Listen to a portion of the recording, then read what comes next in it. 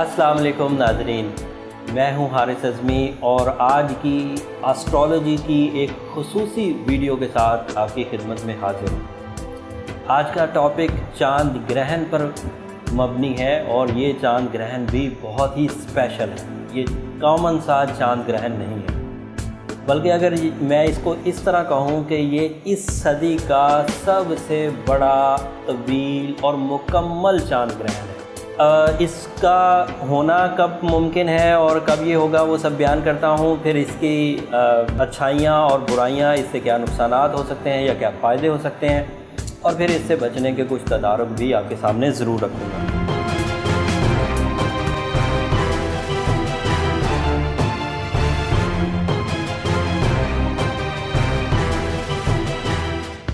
ये चांद ग्रहण 27 जुलाई की रात को, यानी कि 28 जुलाई की दरमियानी रात, 27 और 28 जुलाई की दरमियानी रात को रात 22:14 पर शुरू होगा। इसका अरूज, नुक्ताए अरूज जब ये मुकम्मल हो जाएगा वो तकरीबन 1:14 मिडनाइट होगा। ये 6 घंटे 14 मिनट तक चलेगा और सुबह 4:28 पर ख़त्म होगा। ये China, Japan, Belgium, Bharat, Australia, Pakistan, इन सब जगहों पर देखा जाएगा। असल मामला ये है कि ये चांद ग्रहण मुकम्मल ब्लड मून और कंप्लीट और तवील चांद ग्रहण है। इसके असरात इंसानी ज़िंदगी पर ज़रूर आएंगे।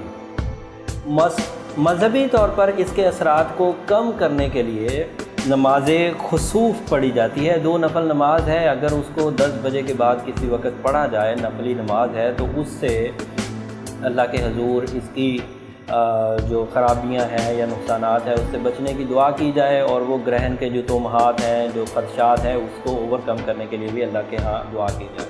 एस्ट्रोलॉजर हज़रात सदक़ात देने के लिए भी तलकीन करते हैं, और सदक़ात वैसे भी रद्द बला है क्योंकि चांद ग्रहण है, इसलिए चांद का लकी कलर जो है वो सुर्ख है। अगर सुर्ख रंग की चीज़ खैरात की जाए तो अच्छा है।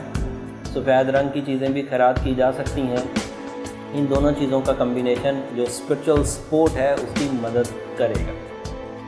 एस्ट्रोलॉजिकल अब जो एस्पेक्ट्स हैं वो मैं आपके सामने रखता हूँ। इन चीज़ों को अगर आप समझ कर चलेंगे तो ग्रहण के सातों में होने वाली नेगेटिव इम्पैक्ट से आप बच सकेंगे। एस्ट्रोलॉजर्स का ये मानना है, साइंस का भी ये मानना है कि चांद और सूरज ये दोनों 1 डिग्री पर दोनों साइडों पर आ जाते हैं और इनके सेंटर में ज़मीन आती है। एक सिमत में चांद आ जाता है इक्वल डिग्री पर, और दूसरी सिमत में सूरज आ जाता है, सेंटर में ज़मीन आ जाती है। तो सूरज की जो शुआएँ हैं वो चांद तक नहीं पहुंच पाती, वो ज़्यादातर ज़मीन पर ही रुक जाती हैं और उसका शैडो चांद पर आते हुए वो ग्रहण, चांद का ग्रहण बन जाता है। इससे एक नेगेटिव एनर्जी का तूफ़ान खड़ा होता है, जिसकी वजह से इंसानी ज़िंदगी पर, साइकी पर, मौसमी हालात पर, रिश्तों पर, इन सब पर ट्रबल्स एक्सपेक्ट की जा सकती हैं। जिनके रिश्ते बहुत मजबूत हैं, जिनके मामलात ज़िंदगी बहुत ताकतवर हैं, वो बचे रहेंगे। लेकिन जिनके यहाँ पहले ही सेंसिटिविटी चल रही थी, ऊपर से ये नेगेटिव एनर्जी का एक पूरा तूफ़ान खड़ा हो गया, तो फिर ये और मुसीबत पैदा करता है। एक पहलू तो ये हो गया, और इसके इम्पैक्ट्स में थोड़े बहुत ज़रूर जिक्र करूँगा। दूसरा, एस्ट्रोलॉजर्स का मानना है कि 2 ग्रहण के दरमियान होने वाले बड़े इवेंट्स जो हैं वो ट्रबल मेकिंग करते हैं।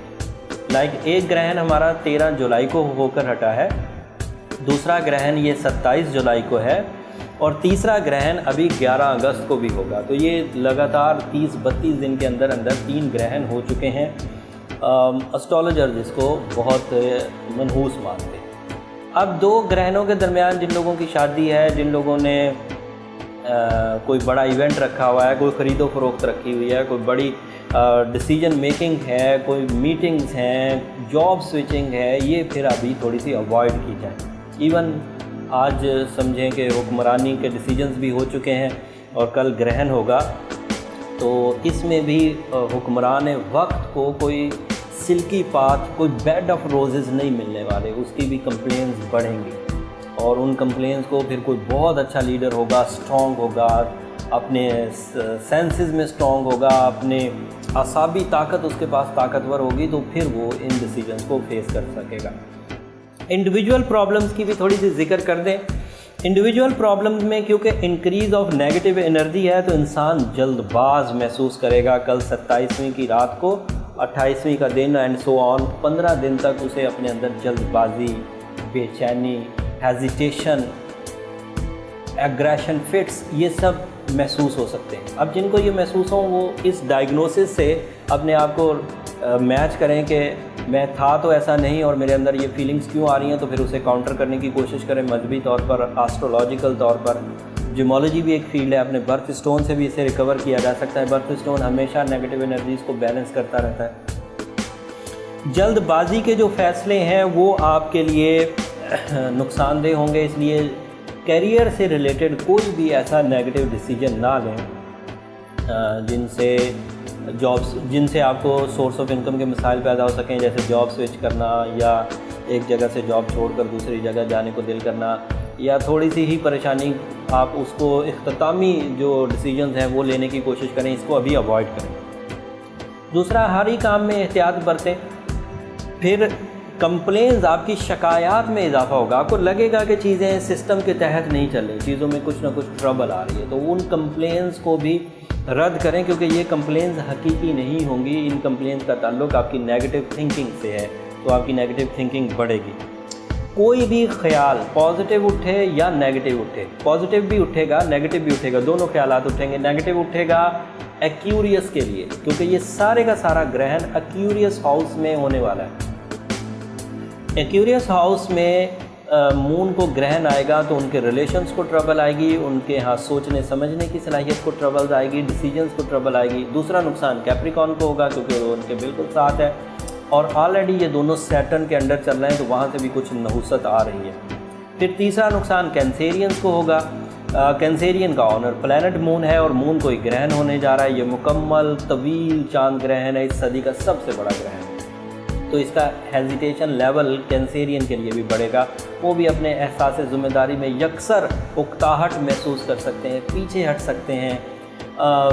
एक मेजर चेंज आ सकती है उनकी शोहरत में, एक मेजर चेंज आ सकती है, नेगेटिव शोहरत हो सकती है। सो ये सब चीज़ों को ज़रा मोहतात तरीके से लेकर आगे बढ़ें। इसका दौरानिया 10 दिन तक रहेगा। 10 दिन अगर आपने अपने आप को सिक्योर, स्मूथ, मोहतात रखा तो मैं उम्मीद करता हूँ कि ये ग्रहण आपको कुछ नहीं कह पाएगा। ये इनफरादी ट्रबल्स ही। अब जो इज्तिमाई ट्रबल्स हैं उसमें मौसमी तगय्युर और तब्दीली, बारिशों का ज़्यादा होना, गर्मी का हो जाना, हब्स का बढ़ जाना, ये सब पॉसिबिलिटीज़ में है। नई हुकूमत के लिए मैं जो इज्तिमाई ट्रबल्स हैं वो पहले ही बयान कर चुका हूँ। ये खुसूसी वीडियो हम एमरजेंसी में बना रहे थे, दिन थोड़े रह गए थे, पहले हम लोग भी ज़रा इलेक्शन में मसरूफ़ थे तो वो नहीं कर सके, लेकिन अब एक दिन पहले मैं ये वीडियो लोड कर रहा हूँ। अल्लाह ने चाहा तो इससे आपको इस ग्रहण की नेगेटिविटी से बचने में बहुत मदद मिलेगी। इस तरह की और मुफीद वीडियोस देखने के लिए मेरा चैनल एस्ट्रोजैम ऑफिशियल ज़रूर सब्सक्राइब करिए। इस सब्सक्रिप्शन के बाद आप वो बेल बटन भी ज़रूर दबाइए ताकि आपको ये जो इंस्टेंट वीडियो हैं, ओकेजनल वीडियोस हैं, इवेंटफुल जो इन्फॉर्मेशंस हैं, ये आपको बर वक्त मिलती रहें और आप अपनी ज़िंदगी के फ़ैसले सही अंदाज से कर सकें और वक्त की साइंस से ज़्यादा फ़ायदा उठा सकें। इस हफ्ते का हॉरोस्कोप हम लोग सैटरडे नाइट को रात 10 बजे लोड कर देंगे। उससे आने वाले हफ्ते में ये जो ग्रहण के असरात हैं इसमें भी आपको काफ़ी मुफीद मालूमात मिलेगी और वो जो हमारा एक ड्यूटी है कि हम लोग आपको वीकली हॉरोस्कोप से आगाह रखते हैं वो भी हम पूरी कर सकेंगे। ये एक प्रॉपर प्रोफेशनल एस्ट्रोलॉजिकल कैलकुलेशंस हैं। ये आम यूट्यूब वीडियोस की तरह वीडियो नहीं है कि कोई भी घर में बनाता है और लोड कर देता है जबकि उसका प्रोफेशनल बैकग्राउंड ज़ीरो होता है। यहाँ पर आपको प्रॉपर प्रोफेशनल कैलकुलेशंस मिलेंगी जिनका असर या जिनकी जो ऑथेंटिक सिटी है, जो उनकी पीछे कैलकुलेशंस के प्रॉपर मेथड्स हैं वो फॉलो किए गए होते हैं। इससे आपकी ज़िंदगी में डिसीजन लेना ज़रा आसान और प्रोफेशनल अंदाज से होगा। सो हफ्ते की रात तक के लिए इजाज़त दीजिए। कोशिश करूँगा कि हफ्ते में हफ्ते सैटरडे नाइट को अर्ली वो वीडियोस लोड कर दूँ ताकि आप उससे भरपूर अंदाज से फ़ायदा उठा सकें और जो हफ्ता मंडे से शुरू होने वाला है उसकी तैयारी आप पहले से कर सकें। वस्सलाम दोस्तों, फिर इंशाल्लाह मुलाकात होगी। अल्लाह हाफ़िज़।